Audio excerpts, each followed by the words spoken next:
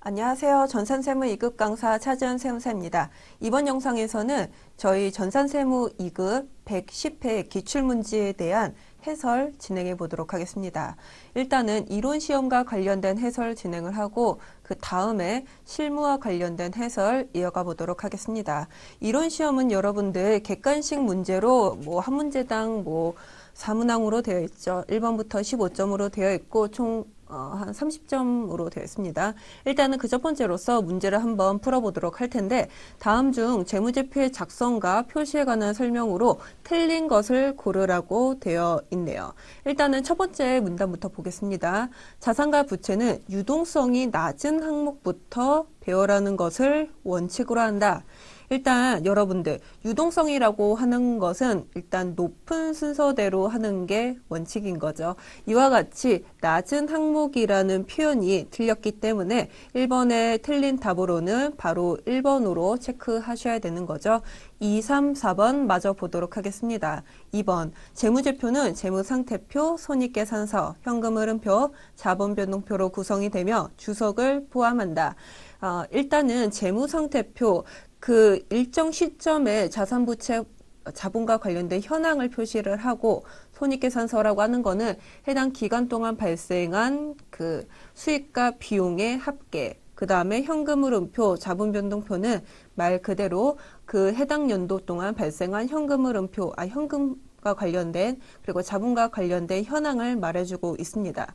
그리고 마지막으로는 재무상태표, 손익계산서, 현금흐름표, 자본변동표 이 네 가지 재무제표에 미처 들어가지 못한 사항들을 우리가 주석으로 포함해서 자료를 추가적으로 제공을 하고 있죠. 두 번째 항목은 맞는 표현이라고 할 수 있겠습니다. 그 다음에 세 번째 보시면은 자산과 부채 및 자본은 총액에 의하여 기재함을 원칙으로 하고, 그렇죠. 우리가 상계를 원칙으로 하는 것은 아니죠. 그렇기 때문에 총액으로 기재해야 한다는 거. 그 다음에 자산 항목과 부채 항목 또는 자본 항목을 상계하여 그 전부 또는 일부를 제외하면 아니 된다. 원칙은 총액입니다. 그리고 혹시라도 예외적으로 상계를 인정하는 사항들에 대해서는 예외적으로 인정이 된다. 어떤 게 있었죠? 여러분들 매출 채권 같은 경우에 우리가 해당 연도 말에 한 10억 원의 매출 채권이 자산이 이렇게 상계되어 있다고 봅시다. 근데 매출 채권 중에서 대손 충당금이라고 하여서 이 중에서 한 10%만큼은 못 받을 것 같다라고 하면서 한 10억 원을 차감해가지고 90억 원 이렇게 하는 경우가 있기는 한데, 그런 경우는 매우 예외적인 케이스로 일단은 매출 채권이라는 100억, 그 다음에 대손 충당금이라는 10억을 각각 기재를 해야 한다라는 총액법을 띄우고 있습니다. 그 다음에 네 번째 한번 보도록 하실게요. 자본거래에서 발생한 자본잉여금과 손익에서 발생한 이익잉여금을 구분하여 표시를 한다. 일단은 우리가 기업을 굴리는 그 이유는 돈을 벌기 위함이죠. 근데 그 돈을 번 게 우리가 자본거래를 통해 가지고 돈을 벌었다라고 하면은 자본잉여금으로 그에 대한 성격을 나타내야 될 것이고, 혹시라도 우리가 제품이나 상품을 팔아 가지고 잉여금이 발생했다라고 하면은 이익잉여금이라는 별도의 계정 과목으로 구분을 해야 되겠죠. 당연히 구분을 표시해야 합니다. 이와 같이 1번에 대한 옳지 않은 답으로는 1번이 될 수 있고, 그 다음으로 2번 한번 보도록 하겠습니다. 다음의 자료를 이용하여 유동자산과 관련된 금액의 합계액을 구하면은 어떻게 되는가?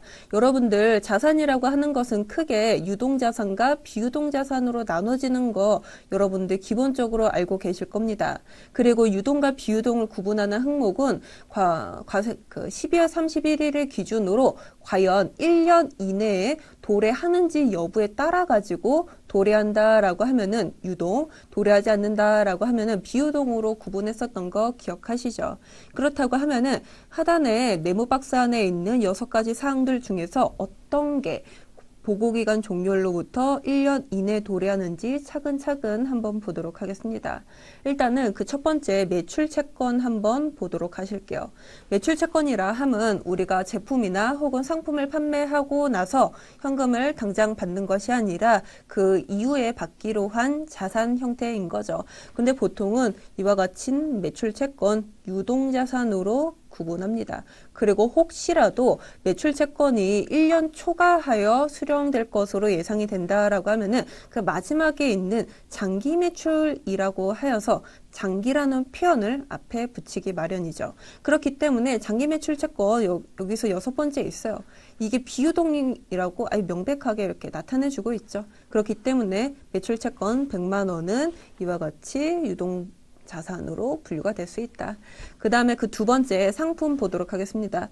우리가 어떠한 제품을 팔려고 상품을 판매하려고 구입을 해 오잖아요. 그리고 이렇게 생산을 합니다.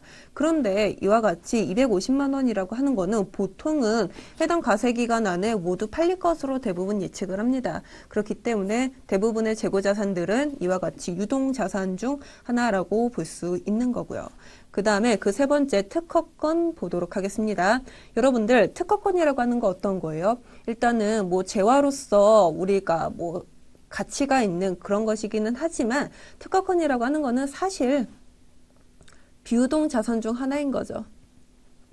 보통은 뭐 1년 이내에 우리가 현금할 것으로 예상하지는 않습니다. 보통은 특허권을 구입을 해가지고 뭐 3년 내지 5년, 길게는 한 10년까지도 우리가 사용할 것으로 예상되는 그런 비유동 자산이에요. 그렇기 때문에 특허권 제외해야 되는 거고, 그 다음에 그 네 번째 당좌예금 보시면은 우리가 당좌예금, 보통예금 등과 같이 뭐 현금 및 현금성 자산으로 분류되는 것들 있잖아요. 당연히 유동자산이라고 구분할 수 있어야 되는 거죠. 그 다음에 그 다섯 번째 선급비용 보도록 하겠습니다. 선급비용 같은 거 여러분들 어떤 성격의 자산인 거예요? 우리가 비용을 지불을 했어요. 보통은 임차료 같은 것들 우리가 뭐 깔세라고 하면서 1년치를 모두 납부를 하는 그런 경우가 있잖아요. 하지만 해당 단기에 해당하는 부분만큼만 비용 처리가 가능한 거고, 단기, 차기에 해당하는 비용 부분에 대해서는 우리가 미리 지급한 비용으로서 자산 처리를 해야 한다. 그런데 대부분의 선급비용은 보통은 내년에 거의 다 쓰기 마련입니다. 그렇기 때문에 대표적인 유동자산이라고 볼 수 있는 거죠. 그렇기 때문에 유동자산으로 볼 수 있는 이 네 가지 항목들 모두 합산을 해보면은 550만 원, 600만 원, 700만 원, 4번이 답이 되겠죠. 이와 같이 여러분들 구분하셔가지고 합산해 보시면 됩니다. 그 다음에 세 번째 사항 한번 보도록 하실게요. 다음 중 물가가 지속적으로 상승하는 상황에서 기말재고 자산이 가장 크게 계상되는 재고자산의 평가 방법은 무엇인가? 일단은 여러분들 전제 조건을 굉장히 잘 파악을 하셔야 돼요. 물가가 지속적으로 상승을 한다. 그 다음에 그 중에서도 어떤 효과를 봐야 되냐? 기말재고 자산이 가장 크게 계상되는 거. 기말재고 자산이라 함은 아직 재무상태표 상에 자산으로 남아있는 것들 중 하나 아닐까요?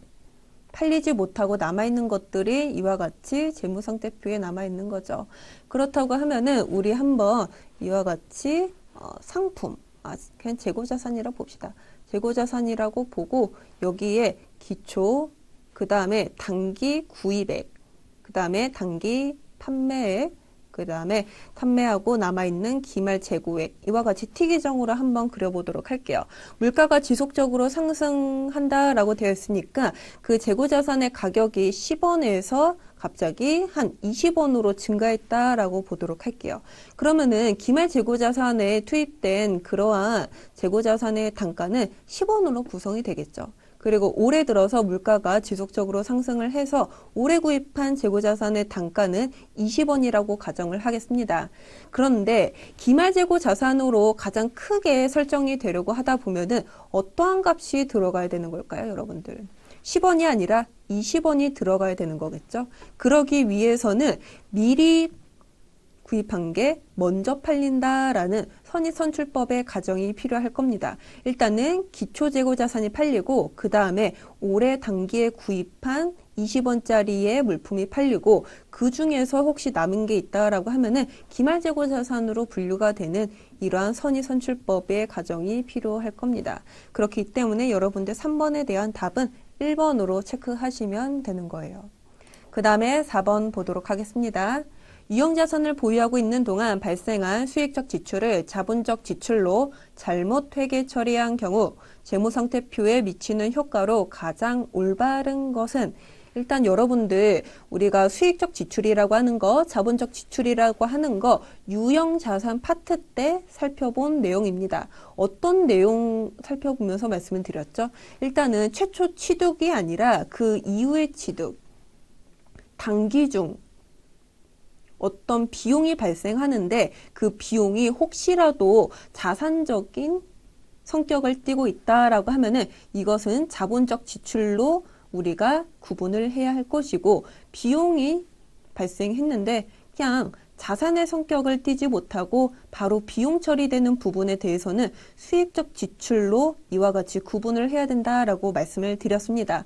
그런데 이 말은 즉슨 수익적 지출, 즉 비용으로 바로 처리되어야 할 것이 잘못하여서 자산으로 처리되었다라는 건데, 그렇다고 하면은 비용은 줄어들고 자산은 과대 계상되는 그러한 오류가 발생할 수 있다라는 거죠. 그렇다고 하면은 어떠한 효과가 있을까? 첫 번째부터 한번 보시면은 자산의 과소계상이라고 되어 있네요. 과소라는 표현이 틀렸습니다. 자산의 과대 계상이겠고, 그 두 번째를 보시면 부채의 과대 계상이라고 되어 있습니다. 근데 사실 지금 저희는 비용과 자산과 관련된 효과에 대해서만 보고 있기 때문에 부채가 어떻게 과대 계상되고 과소 계상되는지는 사실상 알 수가 없습니다. 그렇기 때문에 2번도 옳지 않은 표현인 거고, 그 다음에 세 번째 보시면은 당기순이익의 과대 계상이라고 되어 있습니다. 여러분들 당기순이익이라고 하는 것은 결국에 가장 간단하게 표현을 했을 때는 결국에 수익에서 비용을 차감을 한 그 나머지라고 볼 수 있는 거죠. 그런데 지금 현재 비용이 과대 계상되었기 때문에 당기순이익은 비용이 과소 계상된 만큼 이익이 과대 계상되겠죠. 그렇기 때문에 이익 입장에서는 과대 계상된 이 표현 맞을 수 있는 거죠. 맞습니다. 그 다음에 그 네 번째 보시면은 매출 총이익의 과소 계상. 지금 보시면은 당기순이익이 지금 과대 계상됐어요. 그렇다고 하면은 매출 총이익 또한 이 부분에 대해서는 글쎄요, 뭐 과대 계상됐으니까 이것도 과대 계상된 거 아니냐? 그렇게 볼 수도 있겠지만 사실 여러분들 매출 총이익이라고 하는 거는 매출에서 매출 원가가 차감된 금액인 건 여러분들 잘 알고 계실 거예요. 그런데 매출 원가 중에서도 이와 같이 유형자산과 관련된 비용들이 과연 이 매출 원가에 들어갈 수 있을 것인가, 이걸 판단해 보시고 그 다음 과소인지 과대인지 여부를 판단하셔야 되거든요. 그런데 여기에서는 어느 곳에서도 이것이 매출의 원가에 포함이 된다, 아니다, 판관비로 바로 비용 처리해야 한다, 뭐 그런 내용은 없다 보니까 이것까지 가기에는 약간 힘들 것 같습니다. 그리고 물론 이익 입장에서는 과대 계상된다는 것 측면에서도 틀린 답이기도 하고요. 그래서 4번의 옳은 답으로는 동그라미 3번이 되겠습니다. 그 다음에 5번 가보도록 할게요. 다음 중 자본과 관련된 설명으로 가장 옳지 않은 거, 여러분들 자본 파트 많이 꺼려 하시죠? 많은 분들이 틀리시기는 하는데 대부분의 기출문제에서 나오는 거 여러분들 굉장히 문제은행식으로 나오기 때문에 어느 정도만 패턴만 익혀두시면은 5번과 같은 문제 충분히 풀 수 있습니다. 첫 번째 한번 보도록 할게요. 자본금은 기업이 발행한 발행주식 총수의 1주당 액면가액을 곱한 금액이다. 그렇죠. 여러분들 액면가액입니다. 간혹가다 문장에 발행가액이라고 나오는 경우가 간혹가다 있는데 이런 경우 틀리는 거죠. 이거 유념해 주셔야 되는 거고, 그 다음에 두 번째, 자본잉여금은 주식 발행 초과금, 감자차익, 자기주식 처분이익 등과 같이 이와 같이 구분하여 표시를 한다. 여러분들 자본잉여금이라고 하는 거는 자본거래를 통해 가지고 발생한 잉여금을 말하는 거예요. 그렇기 때문에 주식을 발행을 하면서 감자를 하면서 자기 주식을 처분을 하면서 발생한 잉여금, 이익이라는 거죠. 그렇기 때문에 초과금, 차익, 처분이익이 붙은 이 세 가지의 계정 과목은 자본잉여금이라고 볼 수 있겠습니다. 그 다음에 그 세 번째를 보시면은 매도 가능 증권 평가 손익은 자본조정 항목에 계상된다? 여러분들 지금 보시면은 매도 가능 증권 평가 손익이라고 되어 있는데 이것이 과연 자본 거래와 관련된 내용들인지 한번 보셔야 돼요. 사실은 매도 가능 증권 평가 손익이라고 하는 거는 우리가 매도 가능 증권이라는 증권 자체를 거래함으로써 발생한 뭐 이익이거나 손실인 거잖아요. 그렇기 때문에 물론 뭐 자본과 관련되었다고 볼 수 있겠지만은 여기서 나오는 자본 조정 항목은 아닙니다. 기타 포괄 손익 누계 그쪽에 해당하는 항목이고 이와 관련된 오답으로 지금 3번이 나올 수 있는 거겠죠. 그 다음에 그 네 번째를 보시면은 미처분 이익잉여금은 배당 등으로 처분할 수 있는 이익잉여금을 말한다. 그렇죠. 이익잉여금이기는 하지만 아직은 처분되지 않은 그런 항목들 배당으로 줄 수도 있는 거고 아니면은 여러 가지 항목 뭐 준비금으로도 쓰일 수도 있는 거고 이익잉여금을 말하고 있는 거 맞죠? 그렇기 때문에 5번에 옳지 않는 답 3번으로 찍고 넘어가겠습니다. 그 다음부터는 원가와 관련된 설명들이 나오는데 지금 6번에서는 가장 옳지 않은 것을 고르라고 되어 있네요. 일단 첫 번째를 보시면은 직접 원가란 특정 원가 대상에 직접 추적이 가능하거나 식별 가능한 원가이다. 우리가 어떠한 A라는 제품, B라는 제품, C라는 제품을 만드는데 A라는 제품은 나무 의자예요. 그 다음에 같은 의자이긴 맞는데 얘는 플라스틱 의자, 얘는 고철 의자라고 되어 있는 거죠. 약간의 소재가 다른 거죠. 그렇다고 하면은 나무라는 소재, 플라스틱이라는 소재, 고철이라는 소재는 각각 A라는 제품, B라는 제품, C라는 제품을 만들기 위해서 투입이 되었기 때문에 그런 것들이 추적이 가능하거나 식별 가능한 원가라고 볼 수 있는 거겠죠. 1번의 표현은 옳은 것으로 볼 수 있고 그 다음에 그 두 번째 보시면 고정원가랑 관련 범위 내에서 조업도 수준과 관계없이 총 원가가 일정한 원가 행태를 말한다라고 되어 있어요. 여러분들 여기서 조업도라고 하는 거 예를 들어 가지고 뭘 생각해 볼까요? 글쎄요. 생산량 한번 보도록 할까요? 우리가 이번 연도에 생산량이 이번 연도 X1년도라고 봅시다. 1000개를 생산했다라고 가정을 할게요. 그리고 X2년도에는 거기에 2배가 된 2000개를 생산했다라고 가정을 해보도록 하겠습니다. 그런데 사실 우리가 임차하고 있는 그 창고는 1000개를 생산을 하든 2000개를 생산을 하든 고정 비용인 500만 원은 동일하다라는 거죠. 그렇기 때문에 내가 창고를 이용함으로 인해 가지고 최종적으로 뭐 판매할 수 있는 그런 가격이 10,000개라고 하면은 이 10,000개 범위 조업도 내에서는 뭐 1,000개를 생산하든 2,000개를 생산하든 이와 같이 임차 창고료는 500만 원으로 동일한 뭐 그런 게 우리가 말하는 고정원가라고 하는 것이겠죠. 2번도 맞는 표현입니다. 그 다음에 그 세 번째 가공원가 보도록 하겠습니다. 가공원가란 직접 재료원가와 직접 노무원가를 말한다. 여러분들 지금 여기서 말하는 직접 재료 원가가 틀린 거죠. 이거 아니고 또 어떤 게 와야 되는 거죠? 제조 간접 원가가 나와야 되는 거 여러분들 알고 계시죠? 제조 간접 원가. 왜냐면은 이와 같이 원가를 투입을 해가지고 사람의 손을 써가지고 가공을 할 수도 있겠지만은 기계 장치의 힘을 빌려가지고 우리가 가공을 할 수도 있잖아요. 가공이라고 하는 거는 노무, 제조 간접 원가 이 두 가지의 표현을 합친 거라고 볼 수 있겠습니다. 그래서 6번에 옳지 않은 답으로는 3번이 되겠고요. 4번 마저 보도록 하겠습니다. 매물원가, 그 과거 의사결정에 따라 이미 발생한 원가로 현재 의사결정에 영향을 미치지 못하는 원가를 말한다. 그렇죠. 그래가지고 그에 대한 표현도 이와 같이 매물원가라고 되어 있어요. 말 그대로 매물되어 있는 비용, 지금 현 상황에서의 의사결정에 전혀 영향을 미치지 않는. 그래서 6번에 옳지 않은 답으로는 3번, 그 다음에 7번 한번 보도록 하겠습니다. 다음에 원가 자료를 이용하여 직접 재료 원가를 계산하면 얼마인가? 일단은 여러분들 첫 번째 자료를 보시면은 총 제조 원가가 400만 원이라고 되어 있네요. 그런데 이거는 사실 직접 재료 원가, 직접 노무 원가, 그 다음에 제조 간접비가 모두 합쳐진 금액이라고 하는 거 알고 계시죠? 그런데 그 중에서 문제상으로는 직접 재료 원가만 요구를 하고 있습니다. 두 번째 자료를 보시면은 직접 노무 원가는 제조 간접 원가의 2배이다.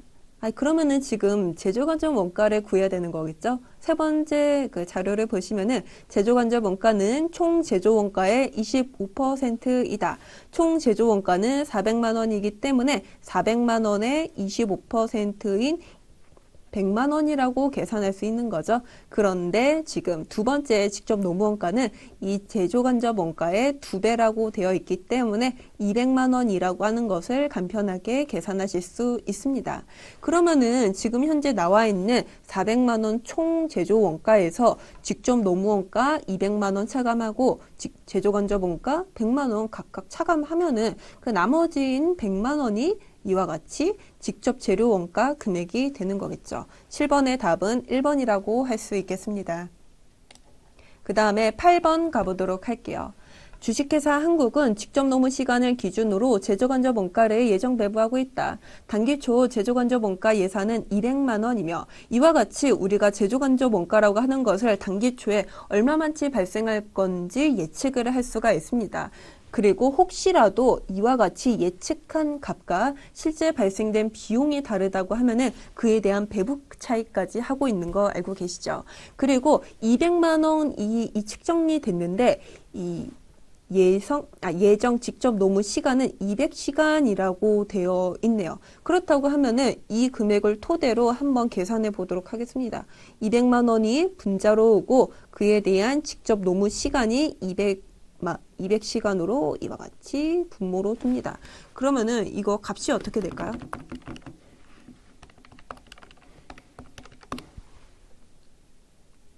만 원인 거죠. 직접 노무 시간당 만 원이라는 제조간접 원가가 투입이 되는 걸 겁니다. 그리고 이와 같이 예측을 한 거죠. 그리고 실제로 얼마의 비용이 발생했는지 보니까 이와 같이 250만 원이라고 되어 있습니다. 약간의 차이가 존재하죠. 이와 같이 예상한 값은 200만 원이고 실제 발생한 값은 250만 원입니다. 그리고 세 번째 문단을 마저 보시면은 제조간접 원가 배부 차이가 발생하지 않았다면 실제 직접 노무 시간은 얼마인가? 일단은 배부 차이가 발생하지 않았다면 이라는 표현이 있습니다. 그 말은 즉슨 예정과 실제가 동일하다라는 말이겠죠. 그렇다고 하면은 실제가 250만 원이니까 그에 대한 예정 배부액도 250만 원이라고 가정을 해 볼게요. 그렇다고 하면은 지금 실제 노무 시간 어떻게 구하느냐? 당연히 이렇게 구해야 되겠죠. 지금 시간당 단가가 만 원이기 때문에 여기에 곱해지는 값이 250시간이어야지만 250만 원 나오는 거 아니겠어요? 그렇기 때문에 8번의 답은 3번이라고 볼 수 있겠습니다. 그러면은 뭐 200만 원이라는 이 예상값은 왜 주어졌느냐?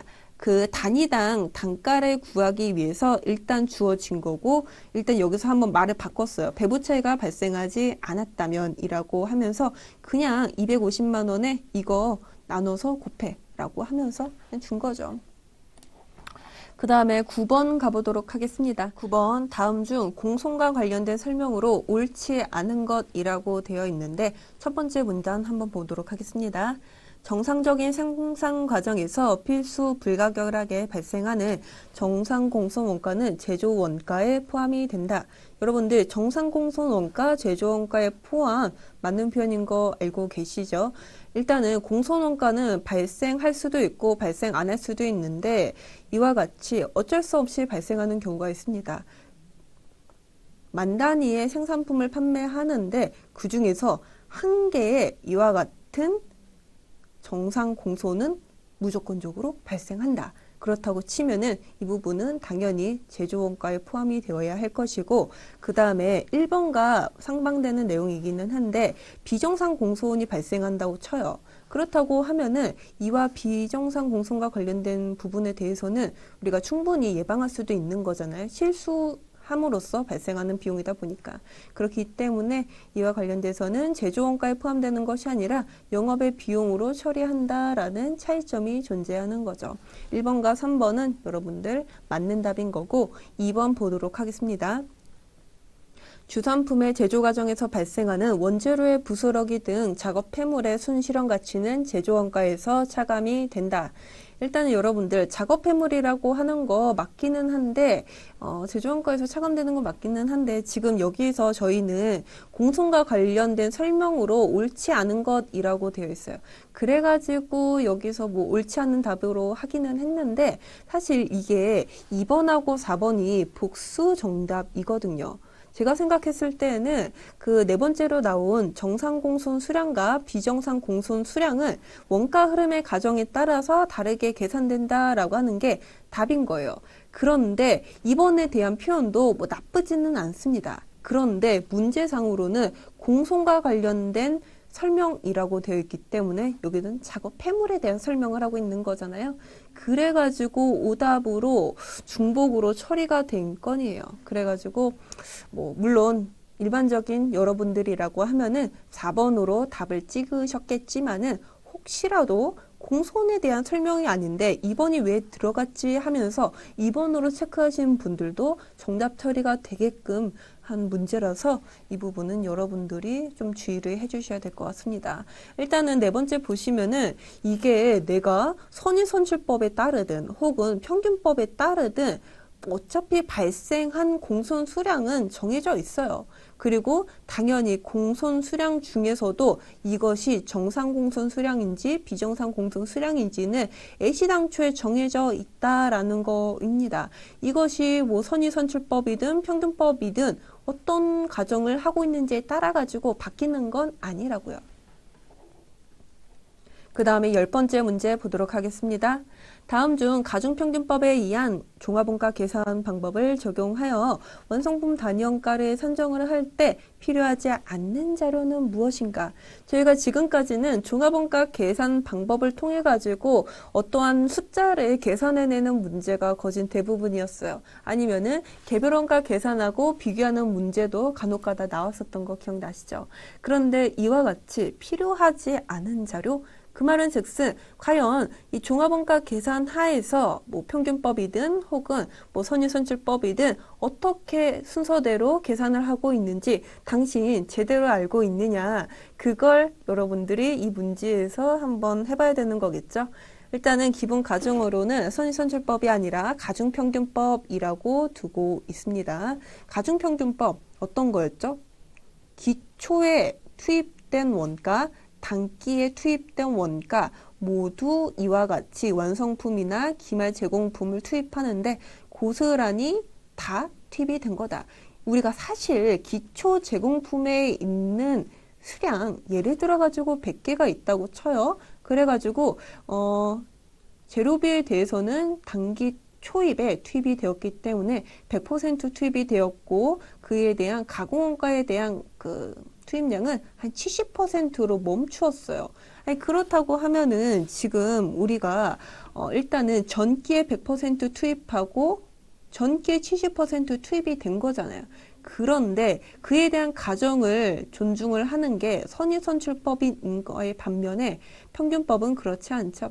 이것 또한 올해 투입된 것으로 본다라는 내용을 담고 있기 때문에 솔직히 그 네 번째 기초 제공품의 물량이 몇 개인지 그리고 완성도가 얼마인지는 사실상 의미가 없는 거예요. 어차피 여기에 100개 투입이 됐을지언정 단기에 900개 투입되고 그리고 한 800개 완성되었다라고 하는 건데 800개에 100개와 700개를 구분하지 않는 이상 솔직히 100개라는 숫자 자체는 의미가 없는 거죠. 그래서 지금 10번에 옳지 않은 답으로는 4번이 되겠습니다. 그 다음에 11번부터는 세무와 관련된 이론 문제인 거 알고 계시죠? 한번 문제 풀어보도록 하겠습니다. 다음 중 부가가치세법상 재화의 공급 의제와 관련된 해당하는 거 어떤 게 공급 의제인가? 여러분들 근데 여기 보시면은 공급 의제라고 되어 있긴 하지만은 여러분들 중에서는 간혹가다 간주 공급이라는 표현이 훨씬 더 익숙하신 분들이 계실 거예요. 동일한 의미입니다. 우리가 물건을 제공을 했어요. A라는 판매자가 B에게 물건을 판매했어요. 그런데 물건을 인도했음에도 불구하고 그에 대한 대금을 받지 못한 케이스들 여러 가지 중에서 세법으로 열거해서 간주 공급으로 둔 거죠. 일단은 그 단서 조항이 있기는 한데 읽어보시면은 일반 과세자로서 매입 시 매입세 공제는 전부 공제받았다라고 가정을 한다. 그 말은 즉슨 불공제가 아니다. 그 말은 즉슨 이건 무조건 간주공급인데 당시 이 사례들 중에서 혹시라도 예외사항 아닌 그 원칙적인 거 고를 수 있느냐 그 얘기하고 있는 거죠. 첫 번째 한번 보도록 하겠습니다. 자기의 다른 과세사업장에서 원료 또는 자재 등으로 사용 소비하기 위하여 반출하는 경우 여러분들 원료하고 자재로 사용하기 위해서 반출했대요. 판매용이 아니라는 거죠. 판매 목적의 타사업장 반출이라고 하면은 우리가 말하는 공급 의제가 맞습니다. 그런데 이와 같이 원료라고 되어 있기 때문에 틀린 거죠.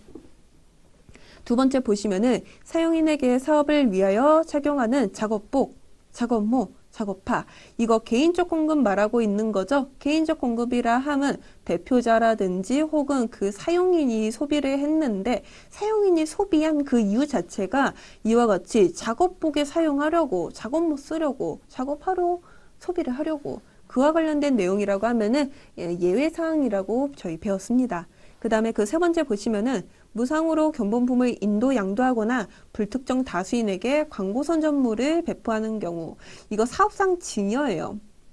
사업상 증여의 예외사항이었습니다. 우리가 불특정 다수인에게 혹은 고객에게 대가를 받지도 않고 지불하는 부분에 대해서 간주공급으로 본다라는 건데 그 중에서 견본품이라든지 광고 선전물로 배포하는 물품에 대해서는 광고 선전비라는 비용으로 처리를 하지 이와 같이 간주공급 처리는 하지 않는다고 배웠습니다. 네 번째 한번 보도록 하실게요. 자동차 제조회사가 자기 생산한 승용 자동차를 업무용으로 사용을 하는 경우 여러분들 이와 같이 자동차를 만드는 그런 회사예요. 그런데 왜 만들까 생각을 해보자 라고 하면은 판매하려고 만드는 거 아니겠어요? 판매하는 게 영업용 아니겠어요? 그런데 업무용으로 사용한다라고 되어 있습니다. 업무용이라 함은 출퇴근용으로 소비를 하던가 아니면은 그 거래처 방문하는데 영업사원이 뭐 이렇게 사용을 한다거나 사실 업무용이라고 하는 거 인정받을 수 없는 거잖아요. 그게 물론 뭐 업무용이 맞기는 한데 영업용이 아니기 때문에 이에 대해서는 간주공급으로 보아서 그 시가에 해당하는 분만큼 토해내야 한다라고 하는 거 4번이 답이 되겠습니다. 그 다음에 12번 보도록 할게요. 다음 중 부가가치세법상 영세율 제도와 관련된 설명으로 옳지 않은 거. 첫 번째 보시면은 역진성 완화를 목적으로 한다. 이거는 면세와 관련된 설명입니다. 그 다음 두 번째 완전 면세 제도. 그렇죠. 일단은 매출세액에 대해서는 0%로 과세를 하고 매입세액에 대해서는 100% 환급이 이루어지다 보니까 아예 부담이 없는 완전 면세 제도입니다. 세 번째 보시면은 면세사업자는 영세율 적용 대상자가 아니다. 그래요. 맞아요. 우리가 과세사업자 있고 면세사업자 있고 과세 중에서도 10%가 과세되는 사람, 0%가 과세되는 사람 이렇게 분류할 수 있는 거잖아요. 카테고리 자체가 다른 겁니다. 네 번째 보시면은 비거주자 또는 외국 법인의 경우에는 상호 면세주의에 따른다. 우리나라의 거주자 그리고 우리나라의 내국법인이 있습니다. 우리나라 거주자 내국법인이 외국에 가서 물건을 판매하려고 해요. 그런데 외국에서 동일하게 0%를 적용받았느냐 혹은 그 나라의 부가가치세를 납부를 했느냐에 따라 가지고 0% 혜택을 받았다라고 하면은 우리나라에 거주하는 이러한 비거주자 외국법인에 대해서도 동일하게 처리를 해주겠다라는 거죠. 상호면세주의 따르고 있습니다. 그 다음에 13번 가보도록 할게요. 다음은 부가가치세법상 가산세와 관련된 설명이다. 여러분들 가산세 많이 어려워하시죠? 근데 가산세는 기본적으로 2%를 기본으로 하고 있습니다. 여기서 약간 완화된 게 1%, 거기서 약간 중하게 다루는 게 1% 더해진 3%라고 볼 수 있는 거죠. 빈칸으로 들어갈 내용으로 알맞은 것은 사업자가 재화 용역을 공급하지 아니하고 세금계산서를 발급하는 경우에는 적힌 공급가액에 몇 %를 더하거나 뺀다. 일단은 여러분들 공급하지 않았다라고 되어 있네요. 이거 완전 가라죠. 가짜 경비 만들어낸 거죠. 그렇기 때문에 일반적인 2%가 아닌 제가 말한 3%에 해당이 됩니다. 3%로서 동그라미 3번이 답이 되겠죠. 그 다음에 4번 보도록 하겠습니다. 다음 중 소득세법상 근로소득의 수입 시기로 옳지 않은 거 고르라고 되어 있는데 일반적으로 근로소득에 대한 수입 시기는 근로용역을 제공한 날이라고 볼 수 있겠습니다. 일단 첫 번째 보시면은 잉여금 처분에 의한 상여라고 되어 있는데 이거 지금 결산일이라는 표현이 맞는 건가요? 틀립니다. 잉여금 처분 결의일이 결산일이 아니라 결의일. 수입시기라고 볼 수 있는 거예요. 결산일 자체가 아니라 결의한 날. 그리고 그 두 번째 인정상여에 대해서는 마찬가지로 근로를 제공한 날. 일반 상여도 마찬가지로 근로를 제공한 날. 일반 급여 근로를 제공한 날. 여러분들 이거 눈치가 있다고 하면은 이 2번, 3번, 4번이 모두 근로를 제공한 날이라고 되어 있어요. 그렇기 때문에 몰라도 1번으로 찍으셔야 된다라고 하는 거, 그 정도 센스는 있으셔야죠. 네. 그 다음에 그 마지막 문제 보도록 하겠습니다. 다음의 자료를 이용하여 소득세법상 복식부기 의무자의 사업소득 총수익 금액을 구하면 얼마인가?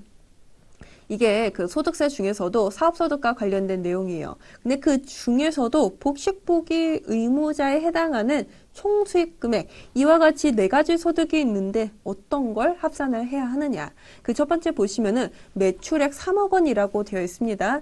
그래서 여러분들 당연히 3억보다 더 높은 가액으로 되어 있는 거는 이거는 너무나 당연한 걸 거예요. 그 다음에 그 두 번째 차량 운반구 양도가액. 우리가 복식부기 의무자에 대해서는 이와 같이 비영업용 유형자산의 매각가액에 대해서도 우리가 이와 같이 총수익 금액에 가산을 합니다. 그래가지고 일단 이건 아니에요. 이거, 이 셋 중에서 여러분들 고르셔야 되는 거죠. 그 다음에 그 세 번째 원천징수된 은행예금의 이자 수익 50만 원이라고 되어 있습니다. 여러분들 그런데 저희가 지금 하고 있는 거는 소득세예요. 소득세 중에서도 금융소득에 해당하는 이자 배당소득에 대해서는 어떻게 처리가 되는 거죠? 2천만 원이 초과되어야지만 종합소득에 합산이 가능합니다. 이와 같은 50만 원에 대해서는 분리하여 과세가 종결이 나는 그런 소득이라고 할 수 있겠어요. 그래가지고 50만 원은 제외. 그 다음에 마지막으로 공장 건물의 양도가액 1억 원이 남았죠. 지금부터는 3억 3천이 되느냐. 그 다음에 여기서 1억이 더해진 4억 3천이 되느냐. 여기 지금 두 번째 이 둘 중에서 여러분들 고르셔야 되는 거예요. 그런데 여러분들 복식부기 의무자의 그 차량방구 양도가 이거는 포함을 하는데 그 공장 건물에 대해서는 하지 않습니다. 더 정확하게는 부동산에 대해서는 하고 있지 않은 거예요. 부동산이라 함은 크게 건물하고 토지로 나눠질 수 있는데 이에 대해서는 따로 양도소득이 붙지 따로 사업소득으로 가세하지는 않는다라고 하는 게 여기 15번의 요지라고 볼 수 있겠어요. 그래서 15번의 옳은 답으로는 3번이 되겠습니다. 그 다음으로 실기 문제와 관련된 해설에 대해서는 다음 시간에 이어가 보도록 할게요.